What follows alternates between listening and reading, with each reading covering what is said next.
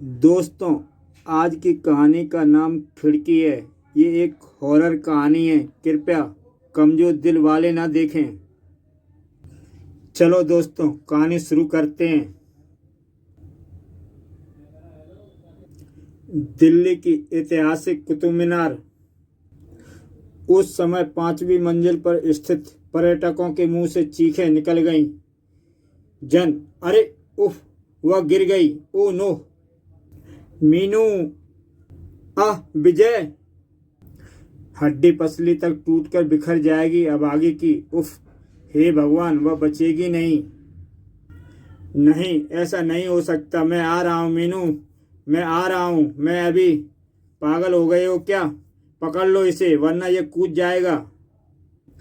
कागज की गुड़िया की तरह उड़ती हुई मीनू का ऐसा ही भयानक अंजाम सबकी आंखों में तैर रहा था।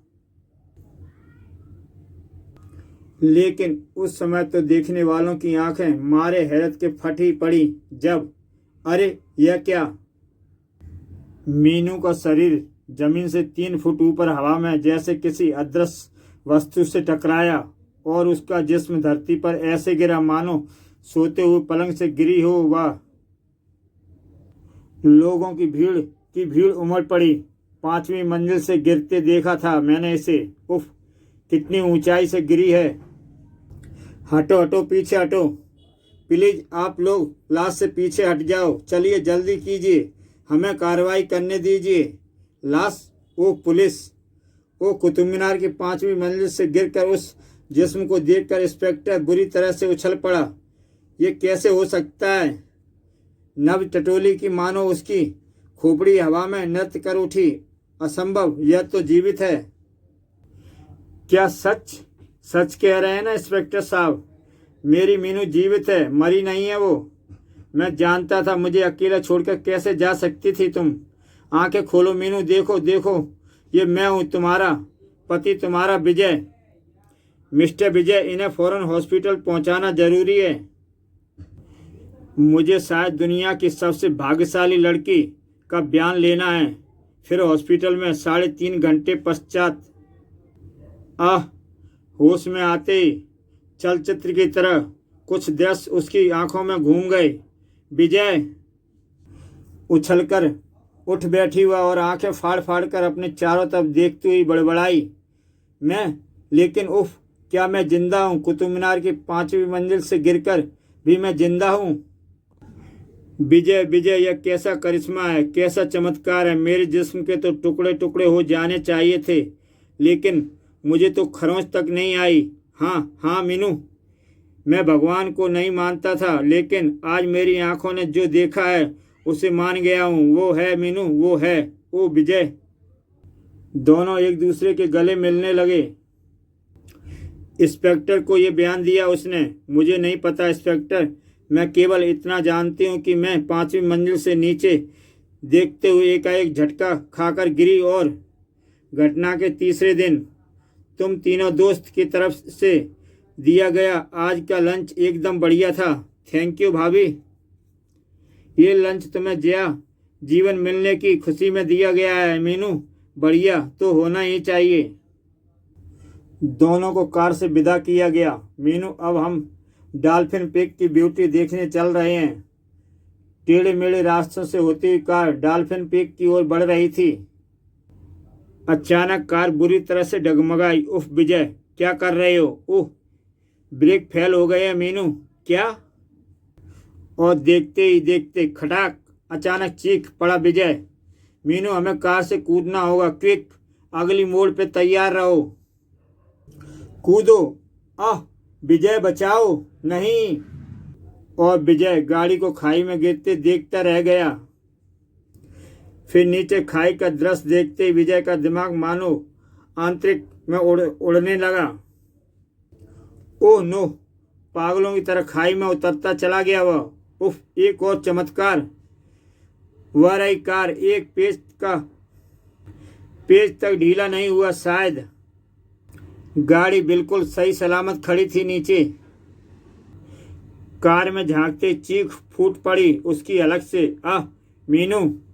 एक झटके से खुली हिरण सी आंखें। विजय! मीनू एक बार फिर मौत किस्मत के आगे हार गई। देखो कार शायद कहाँ से गिरी हो तुम।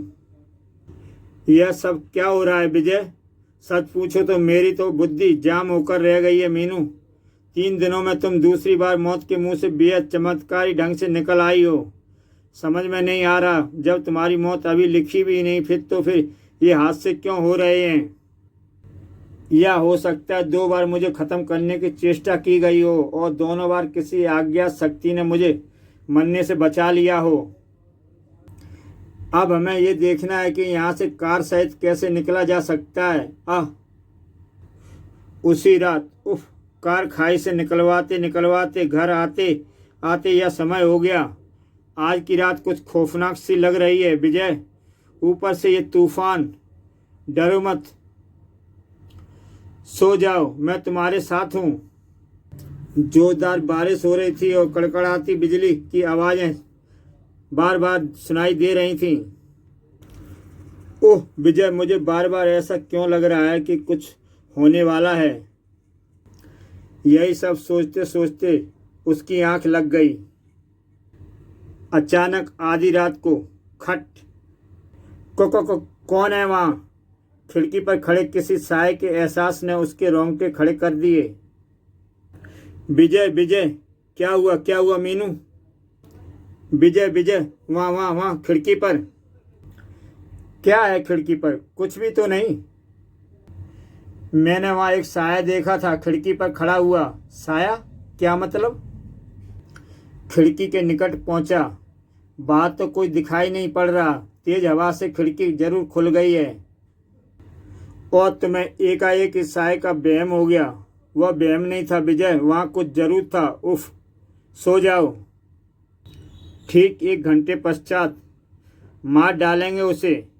मगर कुतुब मीनार से गिरकर वह कैसे बच गई? तुमने धक्का तो दिया था ना बाबू?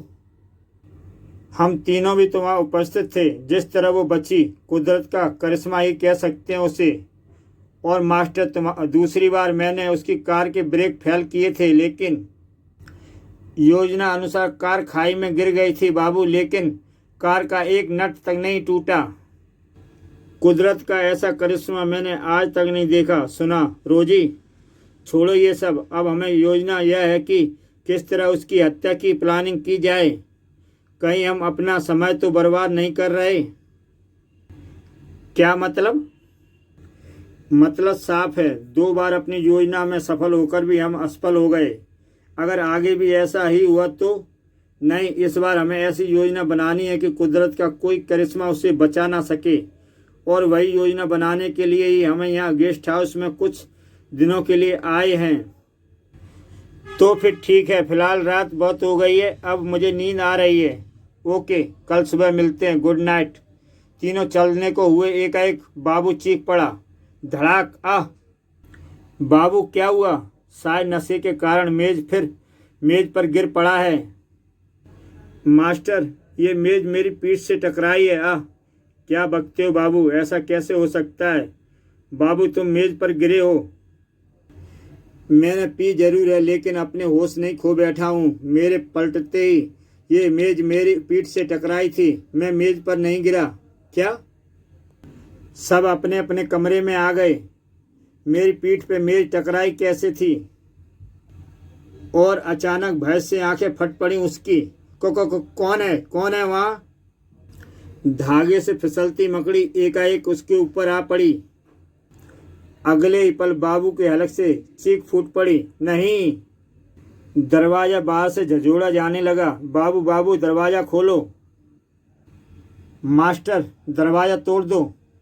तोड़ना ही पड़ेगा। भड़ाक भड़ाक धड़ाम। बाबू की लाश। बाबू मारा गया। तभी विजय ने उसे जगाया। मीनू, होश में आओ। क्या हुआ? जागो मीनू। मीनू आंखें फाड़े विजय को ताकने लगी। क्या हुआ था तुम्हें? तुम कोई डरावना सपना देख रही थी क्या? विजय, सपने में मैंने वही खिड़की देखी। मैंने खिड़की पर वही खौफनाक साया। उसने बाबू को मार डाला विजय। उफ, उस भयानक मकड़े ने उसका गला घोंट दिया। विजय, तुम्हें मानना होगा कि इस साय को मैं जागती आंखों से खिड़की पर देख चुकी हूँ, और वही साया वही बनकर तुम्हारे मस्तिष्क पर इस कदर छा गया है कि सपने में। नहीं विजय, वह मेरा वहम नहीं था। देखो मीनू, हम सपनों में वही सब देखते हैं जिसकी जागती आंखों में कल्पना करते हैं। अगर वह तुम्हारा वहम नहीं था तो फिर इसमें बाबू कहाँ से आ मरा, मैं नहीं जानती। लेकिन तभी फोन की घंटी गनगना उठी। विजय फोन की तरफ लपका और उधर से जो कुछ कहा गया वो सुनते हुए बुरी तरह से उछल पड़ा। क्या? ओह माय गॉड, कैसे? ओह, तुम कहाँ से बोल रहे हो? ठीक है, मैं पहुँचता हूँ। मीनू, क्या हुआ विजय? बाबू रात मर गया। नहीं, उसी रात बाबू को उस मकड़े ने मारा था ना विजय? नहीं, झूठ मत बोलो विजय, तुम उसकी लाश देख कर आए हो क्या? तुम्हें ऐसा नहीं लगा कि उसे गला घोंटकर मारा गया है? लेकिन मीनू, बाबू की मौत तुम्हारे सपने से क्या संबंध हो सकता है? मैं नहीं जानती, केवल इतना जानती हूँ कि कुतुब मीनार में मुझे धक्का देने वाला तुम्हारा दोस्त बाबू था। कार के ब्रेक फेल करने वाला भी बाबू था। और इस षड्यंत्र में वह अकेला नहीं था विजय, रोजी और मास्टर भी उसके साथ थे। बकवास। इसी क्षण बाहर तेज गड़गड़ाहट के साथ बिजली चमकी। ओह, लगता है फिर तूफान आएगा। तूफान तो आ चुका है विजय। ठीक इसी पर मानो तूफान कमरे में घुस गया। ओह, एक क्षण के लिए मानो भूकंप आ गया। विजय! उफ, नहीं! विजय के ऊपर अलमारी आ गिरी। आह! दूसरे ही पल शांति छा गई। विजय, तुम्हें चोट तो नहीं आई ना? यह सब क्या था विजय? लेकिन विजय के पास मीनू के इस प्रश्न का कोई उत्तर न था। उस रात ना चाहते हुए 3 बजे के आसपास मीनू की लग गई आंख। रोजी, अब जो कुछ भी करना होगा हम दोनों को करना होगा। मेरी अभी तक समझ में नहीं आया मास्टर की बाबू की मौत एकाएक हुई कैसे? भूल जाओ बाबू की मौत को। 20 लाख रुपए की सोचो, अब ये रकम हम दोनों की है रोजी। वह तब जब हत्या हो जाती है। हत्या होगी रोजी, मैंने योजना बना ली है। कल तुम जान जाओगी कि हत्या कैसे होगी। आज सारा दिन बाबू की अंत्येष्टि में बीत गया। थक गई होगी, सुबह मुलाकात होगी। गुड नाइट रोजी। Good night master. रोजी अंदर आ गई। अरे, ये बिजली को क्या हुआ? म्याऊं। बिल्ली। ओह! तभी एक जोरदार हवा के झोंके के साथ खिड़की खुल गई। दूसरे ही पल रोजी के मुंह से घुटी घुटी से चीख निकल आई। कौन कौन कौन हो तुम? खिड़की पर एक परछाई दिखाई दे रही थी। म्याऊं। भयानक ढंग से गुर्राती हुई बिल्ली रोजी पर कूद पड़ी। आह मास्टर! उफ! बिल्ली को पटककर वह चीखती हुई दरवाजे पर झपटी। खट खट। ओह, लॉक की चाबी। Master master! म्याऊं। बिल्ली ने रोजी के चेहरे पर छलांग लगा दी। दर्द से बिलबिलाती हलक फाड़कर चीख पड़ी वह। मास्टर बचाओ, मास्टर बचाओ। नहीं, आह! ये मुझे क्या हो रहा है? उफ! मेरे बदन में कांटे चुभ रहे हैं। नहीं, आह! कौन हो तुम? इसी पल बाहर से दरवाजा खटखटाया जाने लगा। रोजी रोजी, दरवाजा खोलो रोजी। क्या हुआ? दरवाजा क्यों नहीं खोल रही हो तुम रोजी? मास्टर खिड़की से भीतर कूद आया। रोजी रोजी, क्या हुआ तुम्हें? कहाँ हो तुम? ठीक उसी पल एक गुब्बारा सा फटने की आवाज हुई। फच! ओह, यह क्या? मास्टर ने अपना चेहरा साफ किया और भय से सन्न रह गया। उफ! माचिस की तीली की रोशनी में वह भयानक दृश्य उसकी सांसें रोक देने के लिए काफी था। रोजी दहशत से कांपता हुआ खिड़की की ओर लपका, लेकिन उसी क्षण पांव माने धरती से चिपक गए उसके। कौन है? साया खिड़की से गायब हो गया। कहाँ गया? उसी क्षण। उफ! नहीं, ये क्या? आह! ही। मुद्दा रोजी के दांत मास्टर के कंधे में सुइयों की तरह गड़ गए। ही। इसी के साथ दोनों हाथों ने उसकी गर्दन उखाड़ ली। नहीं, बचाओ। मास्टर की अंतिम चीख बेहद भयानक थी। वह सारा दृश्य मीनू के मस्तिष्क में स्पष्ट दिखाई दे रहा था। कौन हो तुम? ठहरो, रुक जाओ, कौन हो तुम? दूसरे ही पर मीनू की आंखें पट से खुल गईं। मीनू, क्या हुआ, क्या हुआ? कोई दुश्मन? ओ विजय! साया खिड़की पर खड़ा, वही साया। ओह, साया ने तुम्हारे दोनों दोस्त रोजी और मास्टर को मार डाला। विजय, उफ, बड़ी भयानक मौत मिली है उन्हें। नहीं, ये नहीं हो सकता। तभी फोन की घंटी गनगना उठी। Hello, Vijay here. और उधर से जो कुछ कहा गया सुनकर बदन कांप उठा उसका। क्यों विजय, क्या हुआ? रोजी और मास्टर की मौत की सूचना थी ना, जिसे फिल्म की तरह सपने में देख चुकी हूं मैं। एकाएक बेफरा सा चीख पड़ा हुआ, बस सब बर्दाश्त नहीं हो सकता मैं। विजय, क्या हुआ? विजय दूसरे कमरे की तरफ भागा, फिर तुरंत ही लौट आया। यह लो मीनू, लेटर पैड, पेन और नींद की गोलियां। क्या क्या क्या मतलब? तुम्हें इस लेटर पैड पर सुसाइड नोट लिखना है। Suicide note? विजय, क्या बक रहे हो? बक नहीं रहा, इस पर लिखो कि मुझे अपने पिता की मृत्यु से बहुत दुख हुआ और उनके बगैर नहीं रह सकती, इसलिए आत्महत्या कर रही हूँ। ये नींद की गोलियां खाकर आत्महत्या करनी है मुझे। जल्दी करो मीनू, मेरे सब्र का प्याला अब भर चुका है। मैं समझ गई, तुम कमीने हो विजय। तुम्ही ने अपने तीनों दोस्तों को मुझे मारने के लिए 20 लाख रुपए देने थे, ताकि मुझसे छुटकारा पाकर पापा की वसीयत के मुताबिक इसी माह में 20 बरस की आयु पूरी होते ही तुम करोड़ों की जायदाद के अकेले वारिस बन जाओ। विजय कमीने, तुझे तुम्हारी नियत पर शुरू से ही शक था। तुमने 2 बार मुझे मार डालने का षड्यंत्र रचा, लेकिन खिड़की के उस अज्ञात मददगार ने मुझे बचा लिया। तुम्हारी योजना के परखच्चे उड़ाकर तुम्हारे साथियों को भयानक मौत मार डाला उसने। अगर तुमने मुझे टेढ़ी निगाह से देखा तो वह तुम्हें भी नहीं छोड़ेगा। कुत्ते! कड़ाक! बकवास बंद कर कमीनी। अगर तूने ये नोट नहीं लिखा तो बड़ी भयानक मौत मारूंगा मैं तुझे। ब्लेड से तेरे खाल रुई की तरह उधेड़ दूंगा। लिखो। नहीं। ठीक उसी पल एक तेज आवाज हुई और भड़ाक! उह!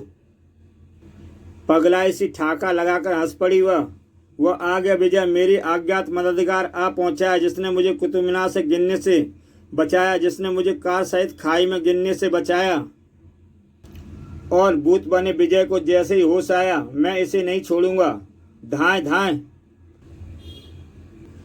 तूफान कमरे में घुस आया। रुक जाओ, रुक जाओ, इसे छोड़ना मत। मेरे प्यार का अपमान किया है इसने। इस कुत्ते को कुत्ते की मौत मार डालो। खिड़की जान से मार डालो इसे। गोलियां खत्म। Click click. नहीं नहीं। परछाई ने उसका गर्दन पकड़ ली और उसे ऊपर उठा लिया और जमीन पर दे मारा। धप! और वह सब देखती मीनू फूट फूट कर रो पड़ी। नहीं नहीं नहीं, ओ भगवान, यह कैसा खेल खेला है तूने मेरे साथ। बेवफा इंसान की लाश पर अपने कीमती आंसू बर्बाद मत कर मेरी बच्ची। तुम कौन हो? मेरी मदद क्यों कर रहे हो तुम? मौत ने मुझे तुमसे जल्दी अलग कर दिया मेरी बच्ची, लेकिन मेरी आत्मा आज भी तेरी चिंता लिए भटक रही है। पापा? हाँ मेरी बच्ची, मैं तेरा अभागा बाप हूँ, जो मुझे हर बार मौत के मुंह से निकाल लाया तुझे। और वह कमीना यही विजय है, जो जानता था कि हार्ट अटैक का पेशेंट हूँ। उस दिन जब मुझे हार्ट अटैक हुआ तो अरे पापा, क्या हुआ आपको? Heart attack? वो ड्राइवर काली शीशी टैबलेट। ओह!